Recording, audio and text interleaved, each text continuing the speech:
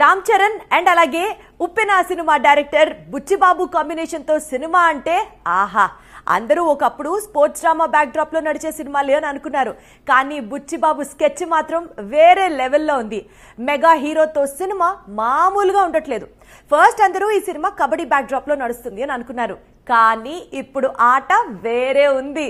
Star హీరోలు sports డ్రామాలో నటిస్తే ఆ ఇంపాక్ట్ చాలా ఏళ్ల పాటు ఉంటుంది. గతంలో చాలా మంది స్టార్ హీరోలు ఇలాంటి స్టోరీస్ లో కనిపించి బాక్సాఫీస్ దగ్గర దుమ్మురేపారు. ఇదంతా గతం. ఇప్పుడు రామ్ చరణ్ కూడా స్పోర్ట్స్ డ్రామాలోకి అడుగు పెడుతున్నాడు. మొన్నటి వరకు అందరూ అది కబడ్డీ నేపథ్యం అనుకున్నారు. కానీ ఇప్పుడే అసలు విషయం తెలిసింది. ఈసారి మెగా హీరో బ్యాట్ పట్టుకొస్తున్నాడు.